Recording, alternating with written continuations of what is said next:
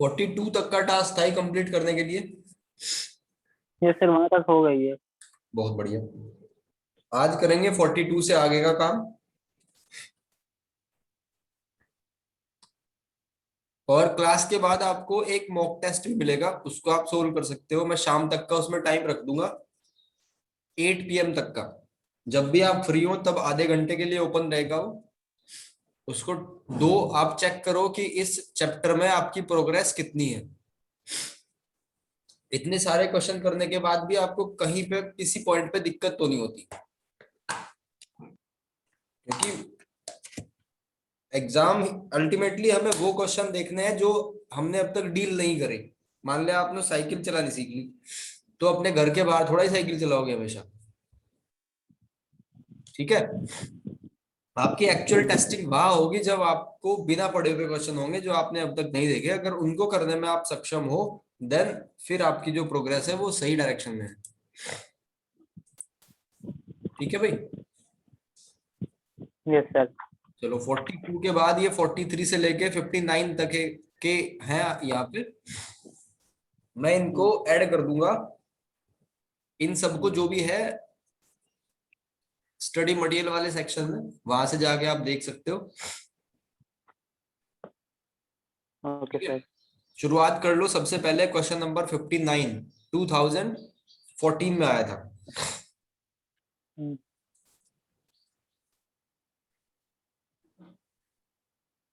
और अगर previous sheet में या 42 से पहले एक भी क्वेश्चन आपका डाउट है तो उसको पूछ लो। No sir. सर 42। 42 ही डाउट है। Yes sir. देखो, a motor boat whose speed 24 kilometer in still water take 1 hour more to go 32 kilometer upstream than to return downstream। बहुत इजी है ये कॉन्सेप्ट। मैंने बताया था कि ये आपका वाटर फ्लो है, और वाटर फ्लो में अगर अच्छा, फोन पे स्क्रीन पे आपको सही दिख रहा है ना? फोन ज्यादा छोटा तो नहीं है? No sir. ठीक है। No sir. मान लो आप या बोट की स्पीड x है, और करंट यानी कि वाटर जो फ्लो हो रहा है उसकी स्पीड y है। तो अगर ये दोनों सेम डायरेक्शन में है, यानी कि डाउन स्ट्रीम वाली कंडीशन पे है, तो होगी स्पीड ज्यादा, x प्लस वाई। और अप स्ट्रीम पे है तो x माइनस वाई। तो ऑब्वियसली आपको पता ही है। ये बताओ, पानी में आपको उसके फ्लो में तैरना इजी रहेगा या उसको रिवर्स करना? रिवर्स करना ऑब्वियसली। तो रिवर्स करने में ज्यादा टाइम लगेगा ना। तो यहाँ पे देखो, टाइम सबसे पहले डाउन स्ट्रीम में कितना टाइम लगा, डिस्टेंस कितनी है 32 अपॉन स्पीड कितनी है, डाउन स्ट्रीम में दोनों की ऐड होती है। तो x की वैल्यू तो यहाँ पे दे रखी है ना, बोट की स्पीड 24 प्लस वाई। अब अप स्ट्रीम में देखो 32 है, और आपकी जो स्पीड है वो कितनी है, 24 माइनस वाई हो जाएगी। और इसमें 1 घंटे का डिफरेंस है, 1 आवर का गैप है। तो आपको पता है कि कौन सा टाइम ज्यादा होगा, अप स्ट्रीम वाला होगा या डाउन स्ट्रीम वाला ज्यादा होगा? ऑब्वियसली अप स्ट्रीम वाला टाइम ज्यादा होगा। ठीक है। तो T U minus T D equals to 1 hour. करो हाँ जी। यार, नहीं है। अब करो, खोलो। देखो, टी यू कितना है, 32 upon 24 minus Y, minus T D कितना है 32 upon 24 plus Y is equals to 1। अब आपको दिख रहा है 32 कॉमन है। ठीक है। अंशिता, इसमें क्या दिक्कत आई थी क्वेश्चन को करने में?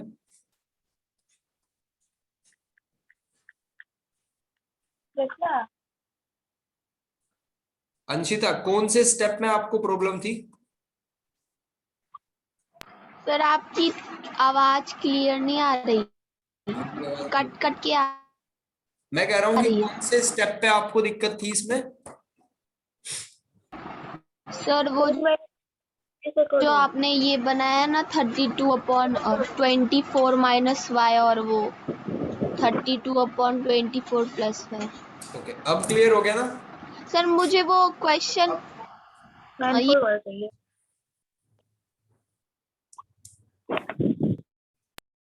पूछो अंशिता, क्या पूछ रहे थे? नो सर, कुछ नहीं बोली, समझ में। ओके, तो इससे आगे आप कर लोगे?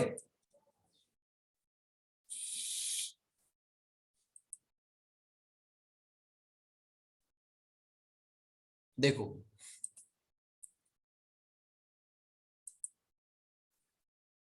अभी आपको करना है क्वेश्चन नंबर 59।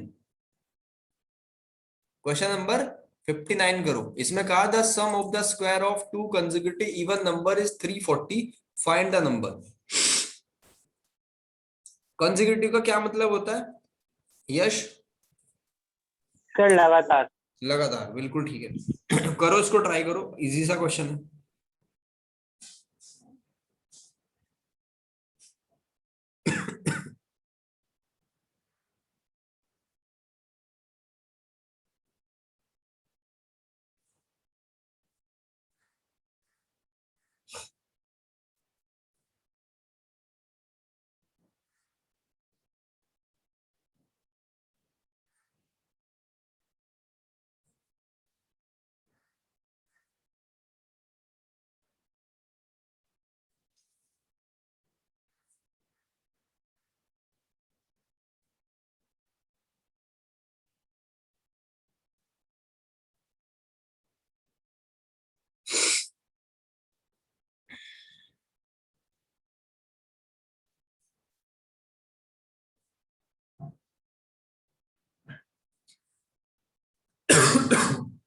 सॉरी।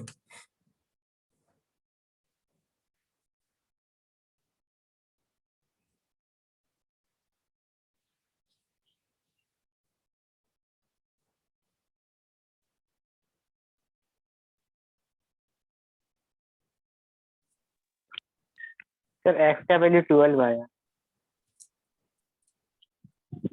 12 और 12 एंड 14 आंसर है। अच्छा, 12 और 14। देखो, इन्होंने कहा था sum of the square of two consecutive even number. Even number, तो अगर हम इवन नंबर को एक को एक्स मान ले तो दूसरा क्या लेना पड़ेगा हमें? X plus two. ठीक है, अब इनके स्क्वायर का sum of the square of these consecutive number, तो ये हो जाएगा इक्वल्स टू 340। सर यहाँ से 12 क्या आंसर होगा होगा। जी? X square plus 4 plus 4x equals to 340। तो ये हो जाएगा 2x square plus 4x plus 4 equals to 340। अब इस इक्वेशन को हम ट्रांसफॉर्म कर सकते हैं। ये आ जाएगा 2x square plus 4x minus 336 equals to 0। 2 common ले लिया तो x square plus 2x minus 2 1 जा 2, 2 6 जा 12, 2 8 जा 16, 168। सर आपकी आवाज ठीक से नहीं आ रही है। भाई सबको नहीं आ रही क्या मेरी आवाज ठीक से? सर आपकी आवाज क्लियर है। क्लियर है? अंशिका, टेम्परेरी होगा थोड़ा सा, आपका नेटवर्क वीक हो में भी। तो अब इसके दो फैक्टर क्या है यश? ओके सर इसके दो फैक्टर हैं 14 एंड 12। 14 एंड 12। तो इससे 14 और 12 इसके बाद तो बेसिक मैथमेटिक्स स्टार्ट होगी ना, उसमें मेरी कोई हेल्प की जरूरत नहीं होगी आपको। Yes sir. इसके बाद आपको देखो 50 जो मैं टिक कर दूंगा ना वो तो खुद से करने हैं, जिनको कर भी सकते हो आप। 57 58 56 क्वेश्चन को धीरे से पढ़ के समझते हैं, फिर उसके बाद में देखेंगे आपको करना है या मुझे करना है। The difference of a two natural number is 5, यानी एक को अगर x मान ले दूसरा हो जाएगा x minus 5। And the difference of their reciprocal, यानी 1/x और 1/x माइनस 5 का डिफरेंस कितना है? 5/14। चलो मैं इसकी कंडीशन बना दूं, बाकी करना आपको ही है।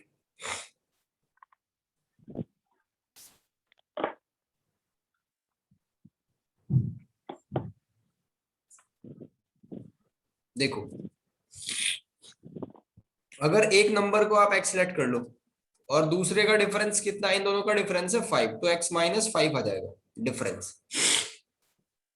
डिफरेंस ऑफ देयर रेसिप्रोकल, इनके रेसिप्रोकल का डिफरेंस, यानी कि एक हो गया 1/x और दूसरा हो गया 1/x माइनस 5।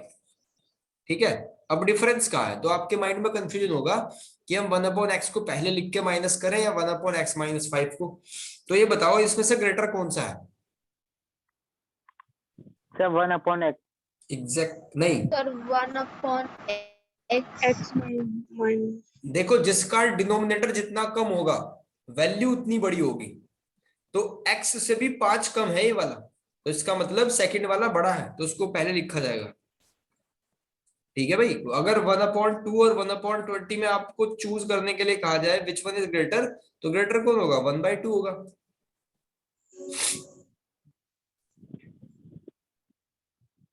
ठीक है ना, जिसका डिनोमिनेटर जितना छोटा उसकी वैल्यू उतनी बड़ी होगी।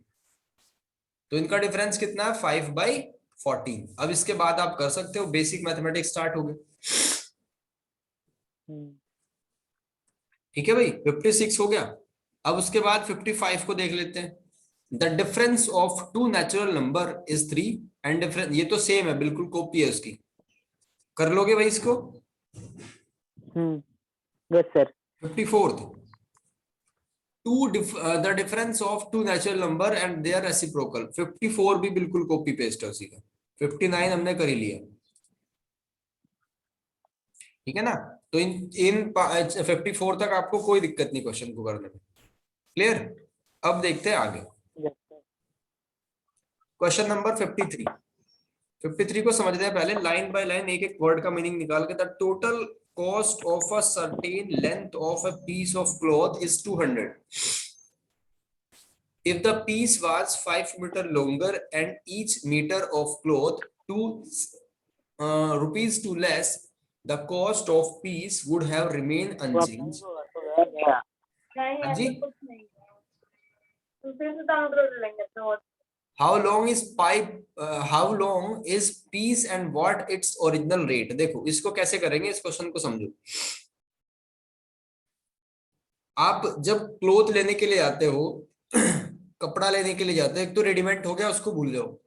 अगर वैसा कपड़ा आपने देखा होगा, घर वालों के साथ कभी गए हो, तो उसकी शेप कैसी होती है? एक डंडे पे लिपटा रहता है वो। ठीक है, उसकी शेप टोटली रेक्टेंगुलर होती है। ठीक है ना, उसमें से हम कट करते हैं कि 3 मीटर ट्राउजर के लिए या 2 मीटर शर्ट के लिए, इस तरीके से वो लिया जाता है जब आपकी स्कूल की यूनिफॉर्म बनी होगी। ठीक है ना, तो ये एक्सपीरियंस तो है सबको कि उसकी शेप कैसी होती है, रेक्टेंगुलर होती है। तो अगर आपको उसका एरिया पता करना हो तो टोटल एरिया कितना है, क्योंकि वो रेक्टेंगल है तो लेंथ इनटू ब्रेथ होगा ऑब्वियसली। ठीक है भाई, तो इसमें कहा cost of the certain length of a piece of cloth is 200। ठीक है, and piece was 5 metre long and each metre of cloth cost 2 rupees less, the cost of the piece would have remained unchanged. अब क्या हुआ, देखो 200 का था 5 metre, उसने कहा कि भाई 5 मीटर जो है वो 200 का है। ठीक है, अब हर 1 मीटर पे जो कॉस्ट है वो 2 रुपए कम कर दी गई। ठीक है ना, हर 1 मीटर पे each metre of cloth 2 metre कम कर दी गई। ठीक है, तो ओवरऑल जो कितना था जो 200 रुपए ही दे के आएंगे हम अब भी। How long is the piece and what is the original rate per metre? Try करके देखो, इतनी इंफॉर्मेशन के बेस पे नहीं होता है तो मैं एक्सप्लेन करूंगा ही।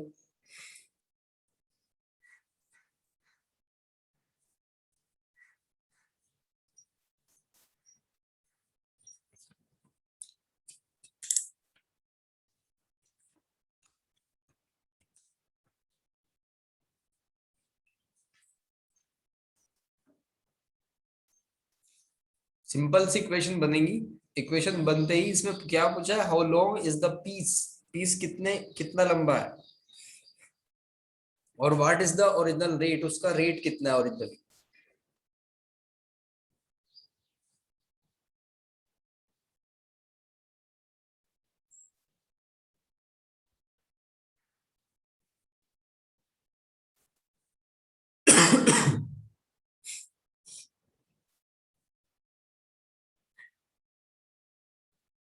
देखो समझो बात को, आप जो कपड़ा लेके आए ना, जो क्लोथ लेके आए, वो टोटल 200 रुपीज आपने पे करा।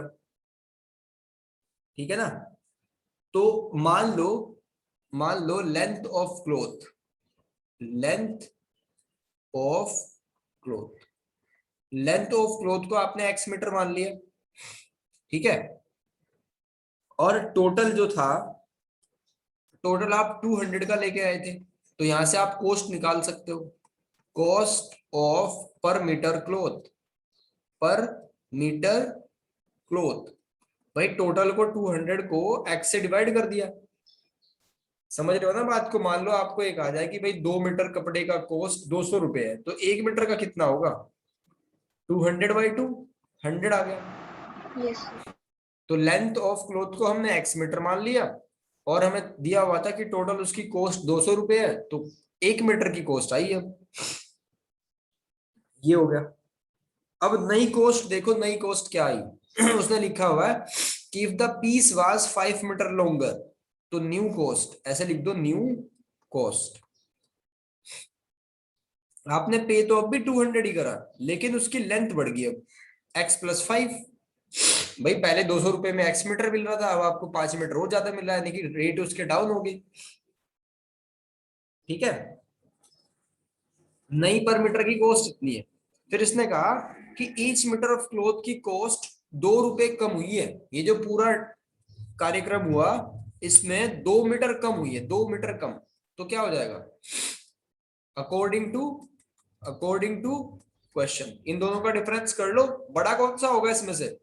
पहले वाली कॉस्ट ज्यादा होगी या बाद वाली कॉस्ट ज्यादा होगी? सर, पहले वाली। पहले वाली ज्यादा होगी, ठीक है। तो क्या होगा? 200/x minus 200/x+5 equals to कितना है? 2। 2। तो यहां से कर लोगे इसको आगे।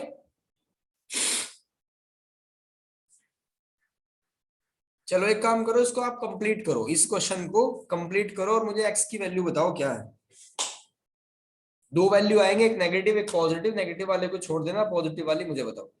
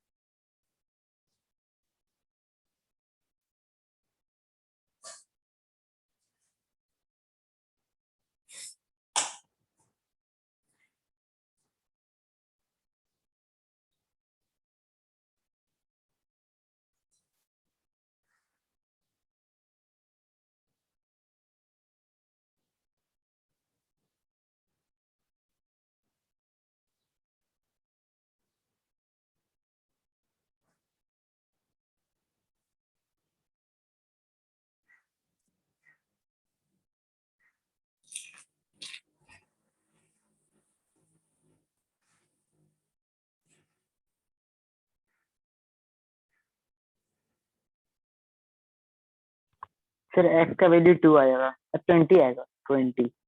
बहुत बढ़िया।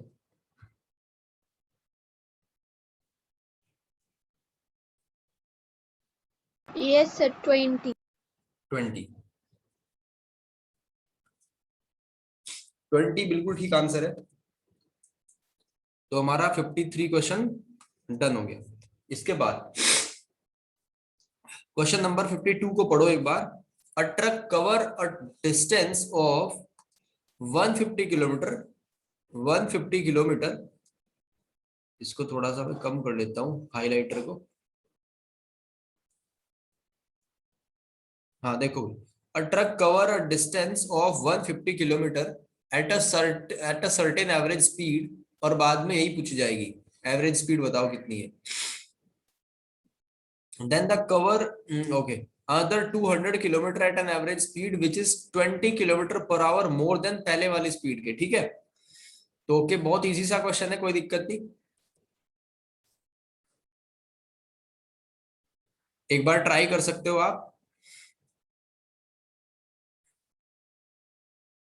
इतनी प्रैक्टिस के बाद ना आपको, जब आप वापस से एनसीईआरटी का रिवीजन करोगे 1-2 महीना बाद, तो वो कुछ नहीं लगेगी, बेकार लगेगी बिल्कुल।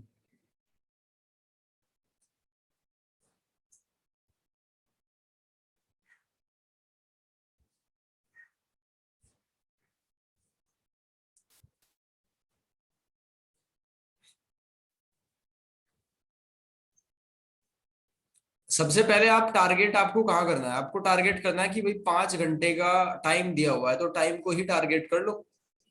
ठीक है, पहली कंडीशन में टाइम कितना है, पहली कंडीशन में जो टाइम है, डिस्टेंस अपॉन स्पीड, डिस्टेंस है 150 और स्पीड को x मान लो।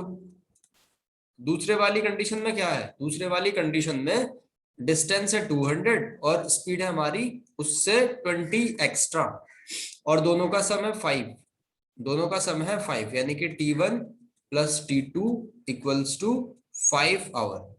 तो T1 कितना है, T1 है 150 अपॉन एक्स, और T2 कितना है 200 upon X plus 20 equals to 5।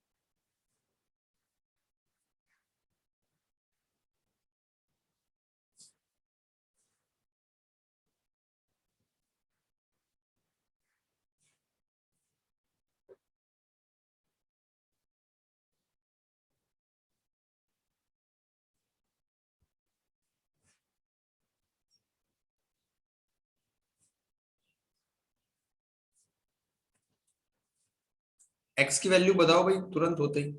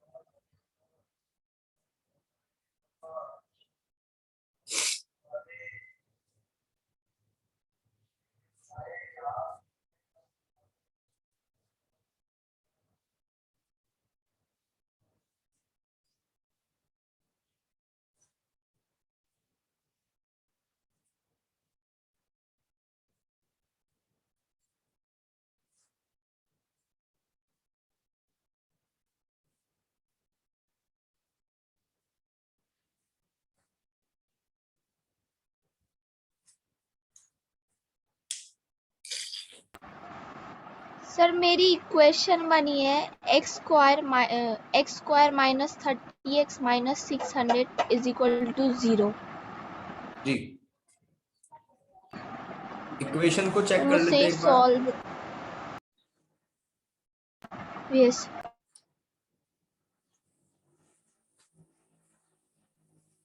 हरडीन और अंशिका भाई, आप डरते क्यों हो? आप भी अपने आंसर्स बता दिया करो।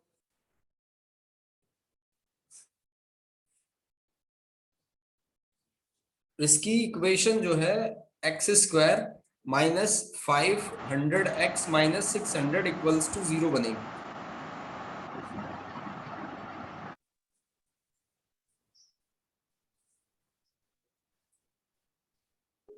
और इसको फैक्टर करके दो आंसर आएंगे, एक पॉजिटिव एक नेगेटिव। बताओ तो मुझे। -10। -10 है एक, तो उसको तो लेंगे नहीं कतई भी। दूसरे वाला बताओ क्या है। नो सर इक्वेशन में एक्स स्क्वायर माइनस 50 है। नहीं, 600 होगा भाई ये।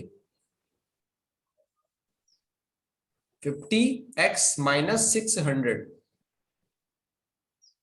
600 के, और मेरे हिसाब से फैक्टर बन जाएंगे 60 और 10।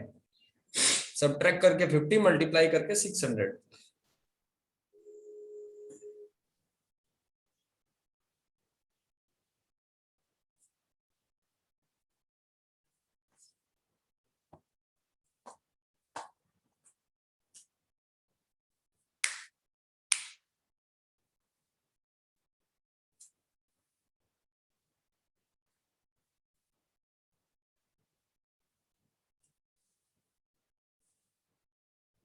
देखो, X square minus 60x plus 10x minus 600 equals to 0। इसको ऐसे लिख सकते हैं। तो ऊपर वाले में से x कॉमन ले लिया जाएगा, x माइनस 60। 30 आया है। 30 तो डियर गलत है, 30 नहीं है। और यहां से अगर हम 10 को कॉमन ले लें तो x माइनस 60 आएगा। तो सिंपल है ना, x की वैल्यू 60 आ जाएगी और एक आएगी -10, तो -10 होगी नहीं।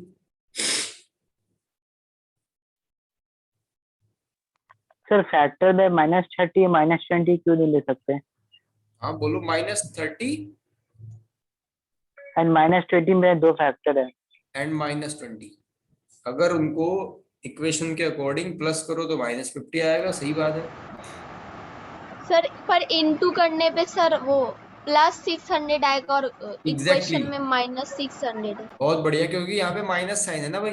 ये मल्टीप्लाई करके 600 पॉजिटिव में देगा आपको, इसलिए हमने ये वाला अरेंजमेंट करा है। बहुत बढ़िया अंशिता। 52 से आगे चलते हैं। 53 देखो, मेनली यहाँ पे जो क्वेश्चन है वो टाइम, स्पीड एंड डिस्टेंस वाले, टाइम एंड वर्क वाले हैं। ठीक है, ज्यादातर पाइप, टंकी, ये सब। और ये टाइम, स्पीड, डिस्टेंस वाले, तो इन्हीं पे फोकस कर लो। इनके आप 10-10, 15-15 क्वेश्चन कर लो तो आपको एग्जाम तक कोई दिक्कत नहीं आएगी। और ये आप देख सकते हो स्टडी मटेरियल में मैंने अपलोड कर दिया। ठीक है, और आपका टेस्ट भी असाइन कर दिया। जिस बच्चे को कंफर्टेबल हो वो अब 3 PM से स्टार्ट कर सकता है, अदरवाइज मैंने इसमें 8 PM तक का टाइम डाल दिया। ठीक है, आधे घंटे तक एक्टिव रहेगा टेस्ट और आप दे सकते हो। आपको तुरंत टेस्ट के सबमिशन के बाद ही अपनी परफॉर्मेंस का पता चल जाएगा। आपको वेट नहीं करना पड़ेगा कि सर टेस्ट चेक करके बताएंगे।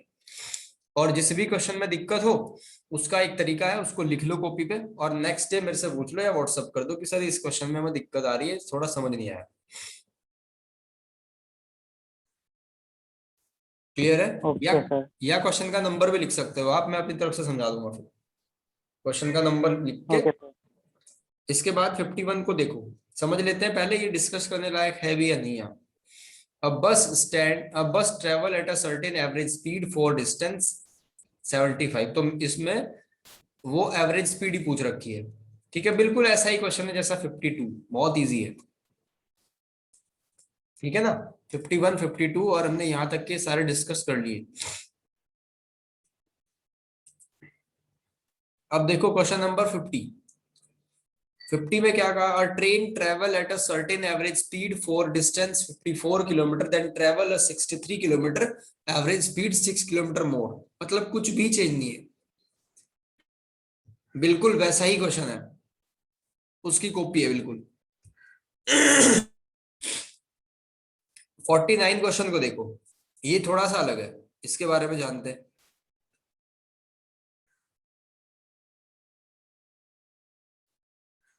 आप इजीली कर सकते हो, ये एक शीट को पर डे कर सकते हो। अगर ये 4 दिन तक आप लगातार करो तो लगभग 100-150 क्वेश्चन हो जाएंगे। ये समझो कि एनसीईआरटी से लगभग आप 5 टाइम ज्यादा कर चुके होंगे। The diagonal of a rectangular field, तो एक रेक्टेंगल बना लेते हैं। फिर कहा इसका डायगोनल जो है, diagonal of a rectangular field 16 metre more than its shorter side. तो शॉर्टेड साइड तो x है और डायगोनल है 16 plus x। If the longer side is 14 metre more than the shorter side, ठीक है, लॉन्गर साइड कौन सी है, ये वाली L is 14 metre more than shorter side, यानी कि ये x प्लस 14 है। ठीक है भाई, then find the length of the side. इसमें क्या करने वाले हो आप, क्या करोगे इसमें अंशिता? सर डायगोनल का फॉर्मूला होता है d is equal to root under L square plus B square. तो सर सारे वैल्यू उसमें पुट कर देंगे, x की वैल्यू निकल जाएगी। जी, डायगोनल ऑफ रेक्टेंगल को डायरेक्टली आप ऐसे भी कर सकते हो, root L square plus B square ये इक्वल्स टू डायगोनल, या पाइथागोरस थ्योरम लगा दो इसमें, ट्रायंगल बनाओ, पाइथागोरस थ्योरम पे आपको क्वाड्रेटिक इक्वेशन मिल जाएगी। अंशिका पवार, क्या होती है क्वाड्रेटिक पाइथागोरस थ्योरम?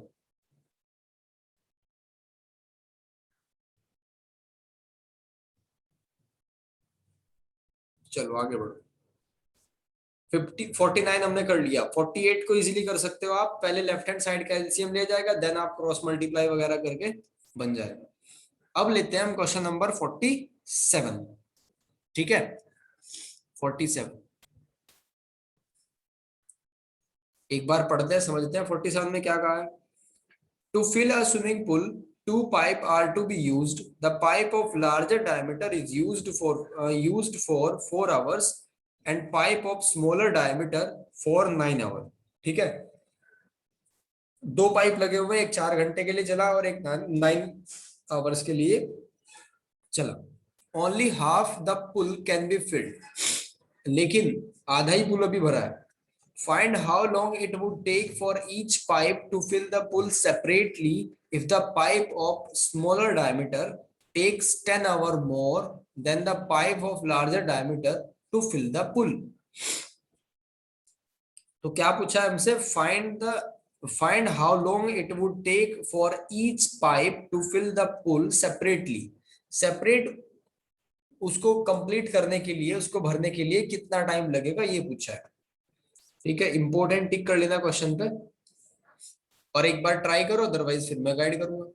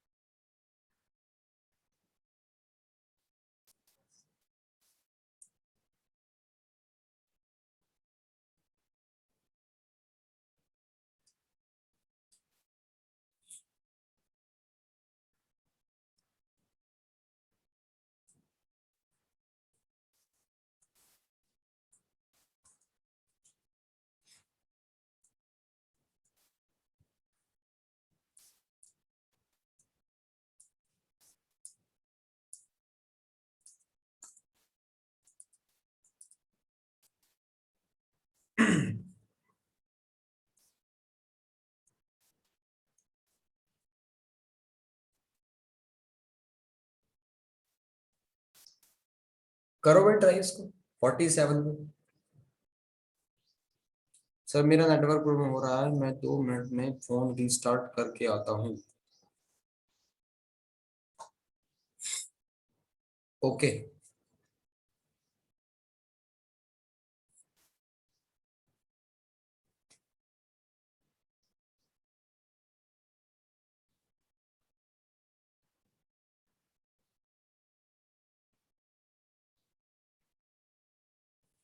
इस पे मोस्ट इंपोर्टेंट टिक करना भाई, मोस्ट इंपोर्टेंट, बढ़िया क्वेश्चन है। इसकी टक्कर का क्वेश्चन अब तक इसमें आया नहीं। हमने जो लगभग 60 के अराउंड क्वेश्चन करे उसमें सबसे अलग क्वेश्चन था ये।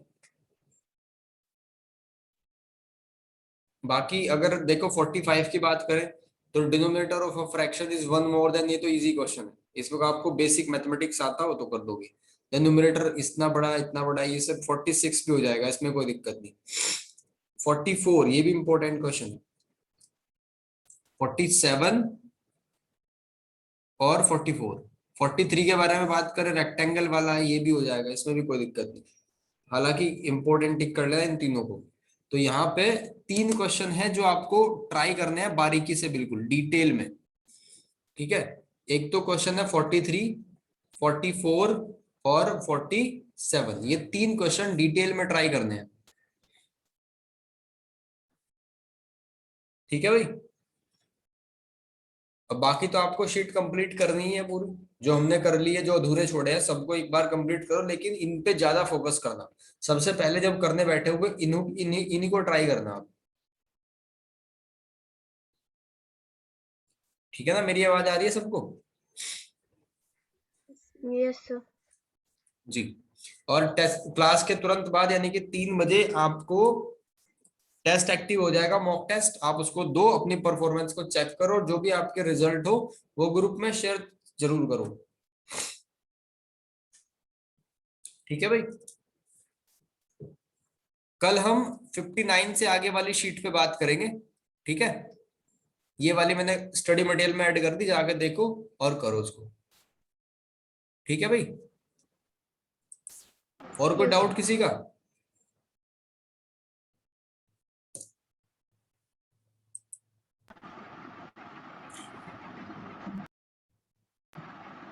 भाई किसी को कुछ पूछना है इससे लग? No sir. ठीक है, तो आज की क्लास यहीं तक। काम मैंने आपको बता ही दिया क्या करना है। यश एक बार फिर से बता देता हूँ, 43, 44 और 47 क्वेश्चन करने हैं, और जितने अधूरे क्वेश्चन बचे हुए हैं इन सबको ट्राई करके देखना, लेकिन ये 3 ज्यादा इंपॉर्टेंट है, ठीक है। और कल हम करेंगे 60 से स्टार्ट, 60 से लेके 79 तक की शीट को कवर करेंगे कल। इसमें से 90% क्वेश्चन तो बहुत इजी है, लेकिन जो 2-4 अच्छे क्वेश्चन है वो मैं करा दूंगा, ठीक है भाई। Yes sir. चलो आज के लिए इतना ही।